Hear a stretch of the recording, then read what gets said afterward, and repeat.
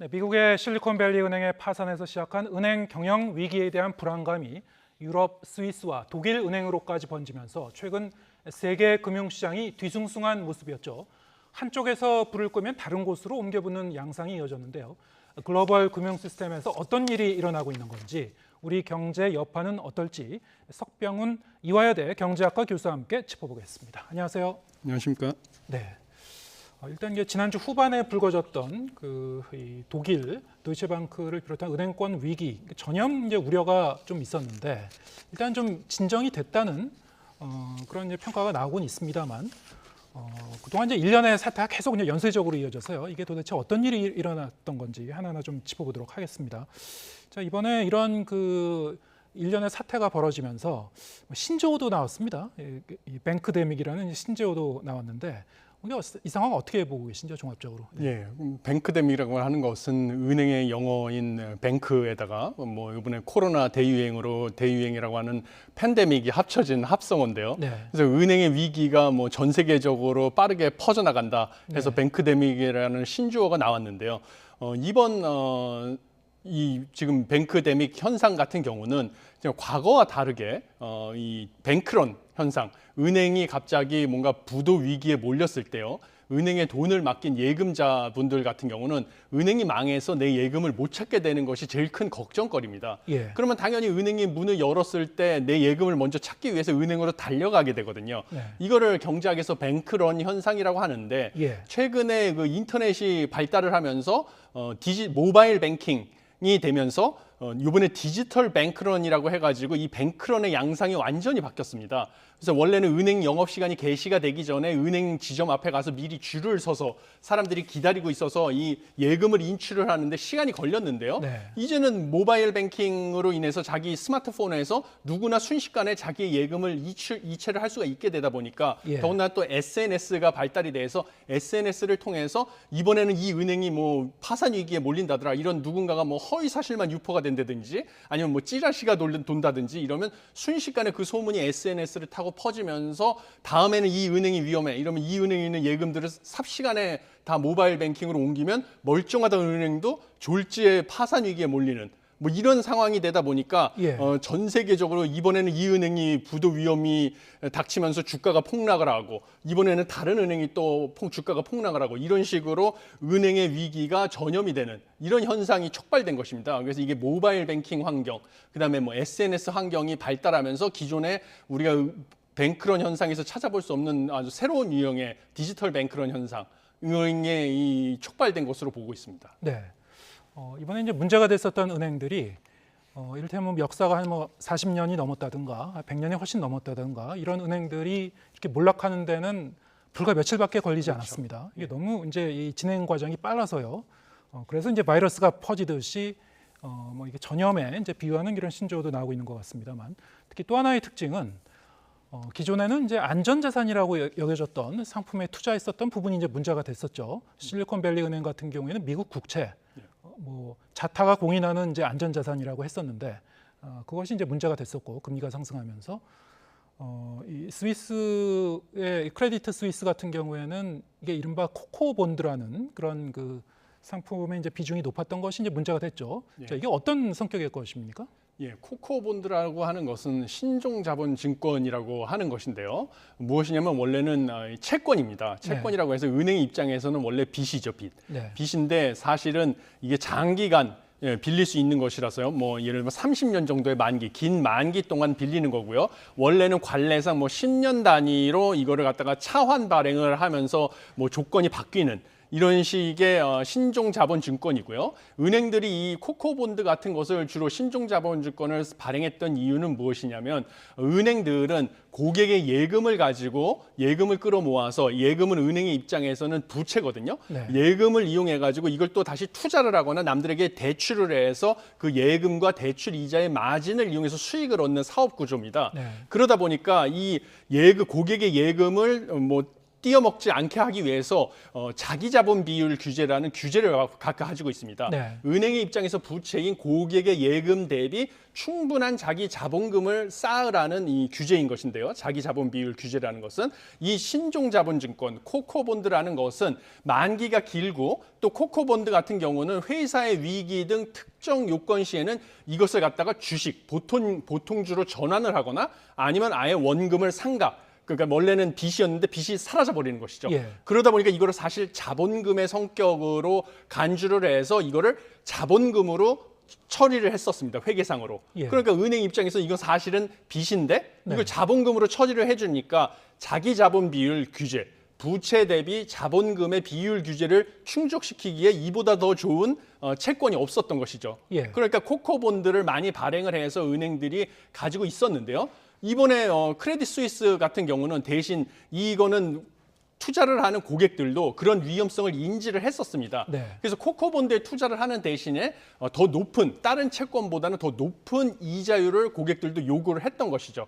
그래서 높은 이자율을 받았는데 크레딧 스위스 같은 경우는 뭐 스위스에서 두 번째로 큰 투자 은행이고요. 세계에서 9번째로 큰 투자 은행이기 때문에 그 크레딧 스위스가 망할 거라고는 아무도 예측을 안 했던 것이죠. 예. 그래서 여기 안전자산인 줄 알고 크레딧 스위스가 발행한 코코본드에다가 투자했던 고객들이 크레딧 스위스가 뜻하지 않게 파산 지경에 이르면서 UBS에 합병이 되면서 이 특정 요건이 충족이 돼가지고 전액 다 원금이 상각되면서 손실을 예. 보게 되니까 코코본드에 더 이상 투자를 하면 안 되겠다. 예. 이런 불안 심리가 확산이 되고 이번에 도이체방크 같은 경우도 SNS를 통해서 크레딧 스위스 다음 타겟이 어디냐, 불안한 은행이 어디냐 예. 봤더니 도이체방크도 코코본드를 상당히 많이 발행을 했던 은행입니다. 네. 그래서 도이체방크도 위험한 것이 아니냐 이런 불안 심리가 확산이 되면서 다시 부도 위험이 급증을 했던 이런 상황이 된 것입니다. 네. 이 코코본드란 것이 그러면은 이제 주식과 이제 채권, 일반적인 채권의 한 중간 정도 성격이라고 그렇죠. 들었는데요. 예. 말씀하신 대로 그래도 좀 안전한 자산 아닌가 예. 이렇게 생각했는데 이번에 이 특정한 상황에서는 이제 뭐 다른 은행에 인수되거나 그런 과정에서 상각이 돼버리면은 예. 그 액수가 그냥 제로가 돼버리는 그렇죠. 그 부분이 이제 확 와닿게 된 거죠. 예. 그래서 이제 불안 심리가 이제 발동됐던 것 같은데 말씀하신 도중에 들어보니까 그러면 국채나 이 코코본드나 또 이 만기가 상당히 좀 긴 이 상품이라는 그런 특징도 있는 것 같습니다. 그런 공통점이기도 하고요. 단기도 있지만 예. 장기 국채도 있으니까요. 예. 자, 이게 도이체방크 같은 경우도 이제 코코 이 본드의 이 비중이 좀 높은 거 아니냐? 예. 그거 이제 부각이 된 셈인데 실제적으로 보면은 이 도이체방크 같은 경우에는 수익성은 상당히 좋은 금융기관으로 알려져 있단 말이죠. 예, 그렇습니다. 네. 자, 이게 이번에 이렇게 좀 그 리스크가 부각된 그 배경이 어떤 실체적인 그 리스크가 존재했다고 보십니까? 아니면 순전히 심리적인 거라고 보십니까? 저는 뭐 실체적인 리스크라기보다는요. 예. 뭐 사실 소위 말하는 이제 미실현 손실이죠. 네. 실현되지 않은 손실이라고 하는데 미실현 손실은 사실은 우려는 존재했었습니다. 네. 그렇지만 이게 도이체방크라는 은행을 갖다가 파산의 지경으로 몰 정도로 큰 손실은 미실현 손실은 아니라고 보거든요. 네. 그렇지만 크레딧 스위스 은행까지 무너지는 마당에 도이체방크도 무너질 수 있는 게 아니냐 하는 이런 불안 심리가 더해져서 그 미실현 손실이 불안 심리를 촉발시키는 바람에 파산의 위기까지 몰렸던 그런 상황이라고 보고 있습니다. 그래서 도이체방크 같은 경우는 미실현 손실이라는 게 무엇이었냐면요. 네. 사실 도이체방크라는 것은 총 자산 규모만 놓고 봤을 때는요. 최근에 파산을 한 미국의 실리콘밸리 은행의 7배에 달하고요. 네. 그다음에 크레딧 스위스의 2.5배에 달하기 때문에 뭐 비교할 수 없을 정도로 규모가 큰 투자 은행입니다.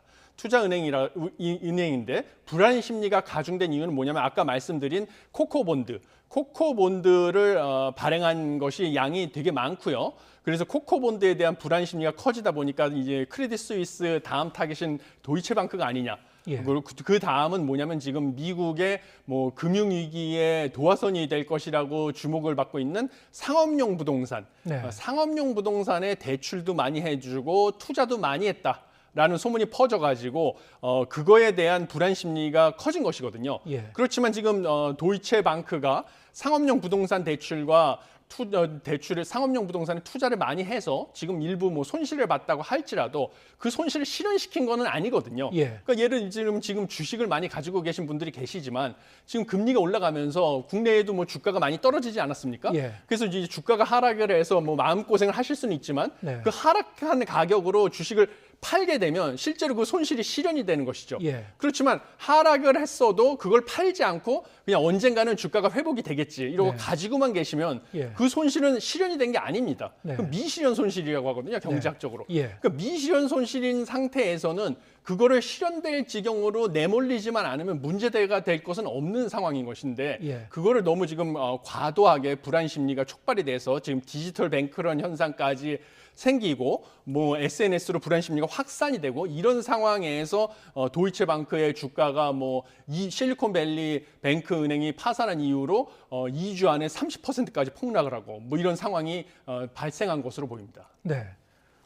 지금 말씀하신 그 일련의 상품들 미실현 손실이라고 예. 표현을 하셨습니다만 이게 좀 전문 용어들이 나와서요. 사실은 좀 생경한 내용일 수도 있는데요. 시청자분 듣기에는 말하자면 이제 주식 비율을 들으셨습니다만 이제 물렸다고 하죠. 네, 물렸다고 하죠. 네, 예, 자산 가치가 이제 떨어져가지고 예. 물린 상황에서 내가 손절을 하지 않는 이상 그렇죠. 그것이 손실이 이제 표면화되는 것, 실현되는 건 아닌데 예.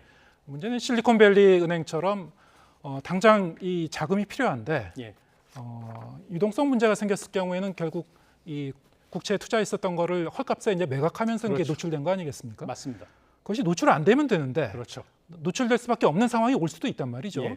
자, 그러면은 미국 국채에 이렇게 이 저금리 시대 거의 제로에 가까운 이제 금리 시절에 미국 국채에 이제 투자를 했거나 아니면 이런 그 자산에 이제 투자를 해놨다가 지금 이제 고금리 시대에 여러 가지 이제 상황이 변하면서 이게 물리게 된 그런 전 세계 금융기관 예.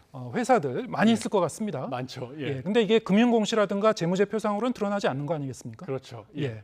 그러면 코코본드 같은 경우에도 그러면 국채에도 마찬가지고요. 우리나라 같은 경우에 우리나라 뭐 금융기관이라든가 연기금이라든가 어느 정도 물려 있는지 이거는 지금 상황에서는 알 수가 없습니까? 어떻습니까? 알기가 어려운 걸로 알고 있습니다. 예. 왜냐하면 직접 투자를 해서 물린 경우는 뭐 알 수가 있는데요. 예. 간접 투자를 한 경우도 많이 있거든요. 예. 뭐 간접 투자로 뭐 펀드 상품을 통해서 그 펀드의 운용사가 투자를 하는 경우가 있기 때문에 네. 그거를 뭐 정확하게 파악하기는 쉽지 않은 것으로 알고 있습니다. 네. 예, 그런 점이 좀 어려운 예. 점이죠. 이제 거듭 말씀드립니다만은 이제 표면으로 드러나지 않으면은 예. 현실화되지 않는 그런 리스크인데 분명히 이제 수면 밑에서는 이제 잠재하고 있는 그런 리스크를 지금 우리가 예. 안고 가고 있는 겁니다. 예. 자, 이 모든 것의 배경에는 결국에는 이제 이 미국 금리가 이제 급격하게 인상이 되면서 거기다 어떤 파장으로서 이런 현상이 좀 벌어지고 있는 것이 아닌가, 예. 뭐 이렇게 볼 수도 있을 것 같은데 이 금리 인상이 이런 그 뱅크데믹으로 이어지는 그 기전이 어떻게 되는 건가요? 뭐 그 기전은 다음과 같습니다. 일단 옛날에는 저금리가 오랫동안 지속이 됐다 보니까 네. 금리가 낮은 상황에서 시중에 뭐 유동성이 많이 풀려가지고 그 유동성이 투자처를 찾기 위해서 뭐 부동산에도 몰리고 네. 가상화폐라고 하는 가상자산에도 몰리고 주식시장에도 몰리고 이러면서 주가도 많이 상승하고 부동산 가격도 상승하고 그다음에 뭐 가상자산 가격까지 이미 상승을 하고 뭐 이런 상황이었습니다. 그랬는데 지금 물가가 상승을 하다 보니까요. 고물가 상황이 되다 보니까 인플레이션을 잡기 위해서는 결국은 금리를 올릴 수밖에 없는 것이거든요. 이건 뭐 네. 전 세계 어느 중앙은행도 금리를 올리는 것 말고는 방법이 없습니다. 인플레이션을 잡기 위해서는요. 그래서 미 연준에서도 인플레이션 억제하기 위해서 기준금리를 0.25%에서요. 작년 3월부터 지금은 5%가 됐죠. 상당 기준으로 5.0%까지 정말 빠르게 전례를 찾을 수 없게 빠르게 금리를 상승을 하다 보니까 금리가 올라가게 되면 채권 가격은 떨어지게 됩니다. 예. 그러니까 지금 미국의 실리콘밸리 은행 같은 경우도 그 유동성이 풀렸을 때 많은 고객의 예금이라든지 이런 게 들어왔는데요. 그 예금을 갖다가 투자처를 찾아야 되는데 상대적으로 안전자산이라고 했던 미 국채에다가도 투자를 하고 그다음에 주택저당증권이라는 곳에도 투자를 했는데요. 자산에. 네. 그 자산들이 금리가 인플레이션 억제하기 위해서 빠르게 상승을 하니까 채권 가격이라는 것은 빠르게 하락을 하고요. 뭐 주택저당증권이라는 것도 가격이 빠르게 하락을 해서 네. 말 그대로 미실현 손실이 됐었는데요. 네. 앵커님께서 아까 지적해 주셨다시피 실리콘밸리 뱅크 같은 경우는 고객들이 내 예금을 찾겠다. 이러니까 예금을 돌려주려면 결국은 지금 물려있는 국채랑 주택저당증권을 어쩔 수 없이 손절을 하면서 네. 예금을 돌려주다 보니까 그 예. 손절이 손실로 잡혀가지고 파산할 지경에 이르는 것입니다. 예. 그래서 이거를 막기 위해서 미국에서는 미 연준과 미 재무부가 금융당국이 한시적으로 1년 동안 기금을 조성을 해가지고요. 네. 미국의 금융기관들이 지금 손실을 보서 소위 말하는 물려 있는 거죠. 물려 있는 주택 저당 증권과 예. 미 국채를 갖다가 지금 시세가 아니라요. 액면가를 기준으로 담보로 제공을 하면 그걸 담보로 잡고 대출을 해주겠다고 선언을 했습니다. 예. 그렇게 되면 당연히 손절할 필요가 없는 것이죠. 그 네. 은행들은. 예. 그래서 액면가를 기준으로 대출을 해줄 테니까 그 대출금을 이용해서 고객의 예금 인출 요구에 대응을 해라. 예. 미실현 손실을 실현시키지 말아라. 네. 이렇게 조치를 한 것이거든요. 예. 그러니까 우리나라 금융당국도 만약에 최악의 경우에는 그런 식으로 대응을 하는 것을 고려해 볼 만하다. 이렇게 생각을 하고 있습니다. 네, 일단 이제 발등의 불은 이제 끄는 그렇죠. 방법이 되겠군요. 예. 그러면 다음은 어디가 될 것인가? 이렇게 말씀하신 대로 이제 급격하게 그 기준금리가 올라가면서 전 세계적으로 이제 금융 리스크가 이렇게 노출이 되고 있는데 예. 아무래도 좀 가장 취약한 지역, 가장 취약한 부분이 좀 타격을 받게 되지 않겠습니까? 예, 그렇습니다. 미국의 이제 중소형 은행에서 시작해서 스위스, 독일 은행 이렇게 이어졌는데 지금 아까 잠깐 이게 상업용 부동산이라든가 뭐 그런 부분도 말씀하셨습니다만 그런 쪽도 좀 리스크를 상당히 좀 많이 안고 있다 이렇게 얘기가 되고 있는 것 같습니다. 어떻게 평가하시는지요? 예, 맞습니다. 지금 다음번 지금 위기의 뇌관이 될 수 네. 있는 게 지목되는 것이 지금 미국의 상업용 부동산 관련된 대출이랑 네. 거기에 이제 투자한 것들 그것이 첫 번째고요. 또 다른 것은 뭐 사모펀드 그리고 또 무보험 예금, 예금자 보험으로 보호가 되지 않는 그런 그 보호 한도인 25만 달러를 초과한 예금. 이번에 실리콘밸리 뱅크의 도산을 촉발한 것도 그것이죠. 기업의 네. 예금 같은 경우는 25만 달러보다 더 많은 규모의 예금을 넣고 있으니까 예. 그게 보호가 안 될까 봐 뱅크런 현상이 생긴 거거든요. 그런 것이 지금 위기의 도화선이 될 것이다라고 지목을 받고 있는데요. 미국도 역시 여전히 그 무보험 예금 25만 달러의 그 예금자 보호 한도를 초과하는 무보험 예금이 여전히 상당 규모 있는 걸로 지금 추정이 되고 있습니다. 지난해 말 기준으로는 약 8조 달러에 달하는데요. 근데 문제는 이것은 이미 제너 옐런 미 재무부 장관이 예. 뭐 미국 재무부에서 수단과 방법을 가리지 않고 전액 다 보장을 해주겠다. 은행의 규모를 따지지 않고 예. 다 한시적으로 전액 다 보호를 해주겠다라고 선언을 해서 이 무보험 예금에 대한 이슈는 일단은 잠재적으로는 가라앉힌 상황입니다. 네. 이것은 해결이 된 상황이고요. 그다음에 두 번째 이슈는 상업용 부동산 이슈인데요. 상업용 부동산이라는 것은 사실 우리 상가 아니면 뭐 사무실 이런 것에 투자를 한 것입니다. 은행 금융기관들이요. 예. 투자를 하거나 아니면 거기에다가 대출을 해준 것이죠. 그런데 이런 상업용 부동산의 특징은 뭐냐면 경기가 안 좋아지면 당연히 뭐 상가에 가서 물건을 사거나 뭐 이럴 일도 없고요. 회사 같은 경우도 파산을 하거나 해서 문을 닫게 되죠. 네. 그러니까 상업용 부동산에 공실이 많이 생기게 됩니다. 예. 그래서 뭐 저희 학교 근처에도 최근에 경기가 안 좋을 때는 주변에 네. 상가들에 공실이 많이 예. 생겼었거든요. 예. 그러다 보니까 이 상업용 부동산을 처음에 빌딩이나 이런 거를 구매하거나 지을 때는 당연히 대출을 이용해 가지고 짓는데 분양이 돼야지 상가가 분양이 돼야지만 그 대출 거기서 나오는 월세를 이용해서 대출 이자도 갚고 대출금을 상환하게 돼 있는데요. 예. 지금 미국도 금리를 계속 올리다 보니까 경기 침체 우려가 지금 커지고 있는데요. 네. 이 상업용 부동산이 직격탄을 받아가지고 상가도 장사가 안 되면서 공실이 되고요. 예. 그다음에 뭐 사무실도 분양이 안 돼가지고 공실로 남게 되다 예. 보니까 이 상가에 투자한 은행들 입장에서는 이자도 못 받고 원금도 회수를 못 하고 이래서 이 상업용 부동산 대출이나 상업용 부동산에 투자한 것이 지금 뇌관이 될 수 있고 이것이 더 위험한 이유는 뭐냐면 미국에서 이번에 실리콘밸리 뱅크처럼 중소형 은행, 네. 중소형 은행이 무려 뭐 67.3%나 상업용 부동산에 대한 대출, 전체 대출에서 중소형 은행이 가지고 있다는 점입니다. 중소형 은행이 사실은 거기에 예금을 넣어놓은 고객들이 자신의 예금이 보호되지 않는 게 아니냐 해가지고 지금 끊임없이 자신의 예금을 중소형 은행에서 빼서 5대 은행으로 미국에서는 옮기고 있는 상황인데요. 중소형 은행이 더군다나 이런 상업용 부동산, 경기 침체기에 더 공실이 많아지는 상업용 부동산 대출에 대출을 많이 해주고 거기에 투자도 많이 했다는 사실. 이것 때문에 지금 위기의 뇌관이 될 수 있다. 라고 지적이 되고 있고요. 약한 고리로 지목이 되고 있는 것입니다. 네. 마지막 부분은 사모펀드인데요. 예. 이 사모펀드라는 것은 공모펀드처럼 불특정 다수로부터 투자 자금을 끌어모으는 게 아니고 네. 이제 소수로부터 투자 자금을 모아가지고 뭐 여러 자산에다가 투자를 하는 건데요. 소수로부터 투자 자금을 모으다 보니까 정부의 규제를 덜 받습니다. 네. 그래서 이 자유롭게 뭔가 더 고수익을 추구하고 고위험 자산에 투자를 하게 돼 있습니다. 예. 그러다 보니까 이 지금 같은 자산 시장의 불확실성이 커지는 상황에서 사모펀드가 투자한 자산에서 뭔가 부실화가 커질 위험 예. 이게 커지고 있는 것이죠. 네. 예, 이런 부분이 지금 도화선이 될 수 있다라고 네. 보고 있습니다. 금리는 상승하고 자산 가치는 예. 하락하고 그런 가운데 좀 여러 가지 그 뇌관들이 좀 남아 있는 건데요. 우리나라 같은 경우도 사실은 그 미국과는 좀 다르긴 합니다만 이른바 이제 PF 예. 프로젝트 파이낸싱 부분이 일부 이제 부실 사업장이 위험이 이제 노출이 될 경우에 예. 현실화 될 경우에 이제 어떻게 될 것인가, 자, 이 부분인데요. 이거 역시 사실은 분양을 해서 이제 집이 잘 팔리고 자금이 돌면은 또 괜찮은 건데 예. 이게 리스크가 이제 현실화될 경우에는 또 문제가 되는 거 아니겠습니까? 좀 어떻게 그렇습니다. 보십니까 지금 상황은? 예, 저도 지금 우리나라 같은 경우는 부동산 프로젝트 파이낸스가 가장 큰 뇌관이 될 수가 있다 이렇게 네. 우려를 하고 있습니다.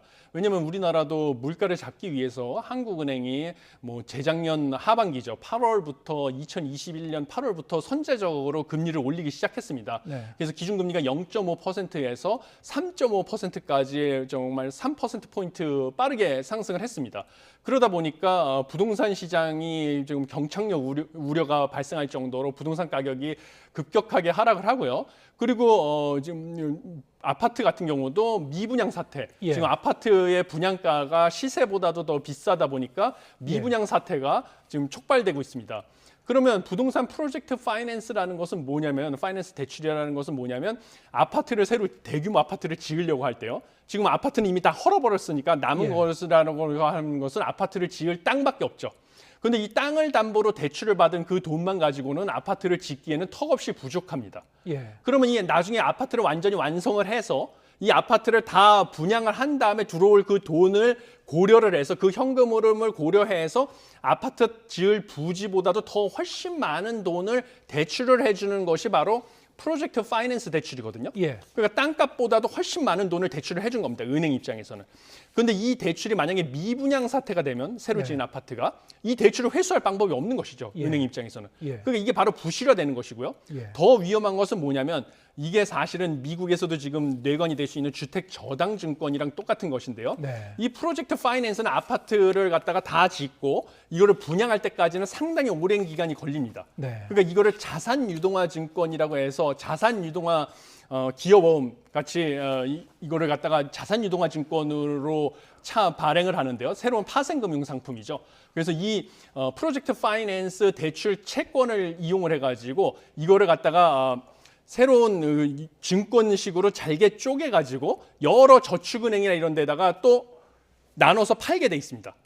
그 금리를 주고 할인해가지고. 예. 그래서 이것도 새로운 파생금융 상품이 되는데 이것까지 이제 휴지 조각이 되는 것이죠. 이러한 예. 파생금융 상품이. 예. 그래서 은행 입장에서는 프로젝트 파이낸스로 대출을 해주게 되면 아파트가 완공이 돼서 신규 분양이 완전히 될 때까지는 이 대출 원금을 회수하지 못하지 않습니까? 예. 그런데 이거를 갖다가 자산유동화 증권을 발행을 해가지고 그 증권들을 갖다가 다 다른 금융기관에 팔아버리면요. 예. 금방 목돈이 다시 들어오니까 그 네. 돈을 이용해서 딴 데 또 대출을 해줄 수 있잖아요. 예. 이런 이점이 있어서 이런 식으로 자산유동화 증권을 발행하는 건데 네. 문제는 미분양이 돼서 원래 이 프로젝트 파이낸스 대출 채권 자체가 부실화가 되면 예. 이 대출 채권을 담보로 새로 발행한 자산유동화 증권 자체도 휴지 조각이 되니까 이 자산유동화 증권에 투자를 했던 저축은행들, 예. 뭐 증권사들도 예. 다 부실화가 되는 것이죠. 예, 알겠습니다. 이것이 지금 우리나라의 위험성이 이제 커지는 것이죠. 국내외에서 뭐 곳곳에 이제 뇌관은 남아 있는데요. 예. 지금 시간은 거의 다 된 것 같은데 뭐 짤막하게 그러면 예. 그 마지막으로 이것만 여쭤보겠습니다. 그럼 미국 연준의 기준금리는 어떻게 움직일 것인가? 예. 일부에서는 지금 뭐 매파적 발언도 여전히 흘러나오고 있고, 하지만 선물 시장 같은 데서는 뭐 5월 금리 동결, 7월 인하설도 이제 제기되고 있는 것 같습니다. 어떻게 보십니까? 인플레를 잡는 쪽으로 갈 것인가, 아니면 뭐 금융 안정 쪽으로 갈 것인가, 어떻게 보십니까? 저는 인플레이션을 잡는 쪽으로 예. 0.25%포인트를 5월 달까지 올리고 예. 그다음에 연내에 그 수준을 동결할 것으로 예측을 하고 있습니다. 예. 왜냐하면 더 이상 이 제롬 파월 미 연준 의장이 말한 것을 번복함으로써 네. 미 연준의 신뢰도를 떨어뜨리면 예. 안 되기 때문입니다. 예, 알겠습니다. 오늘 말씀 여기까지 듣겠습니다. 석병훈 이화여대 경제학과 교수와 함께했습니다. 고맙습니다.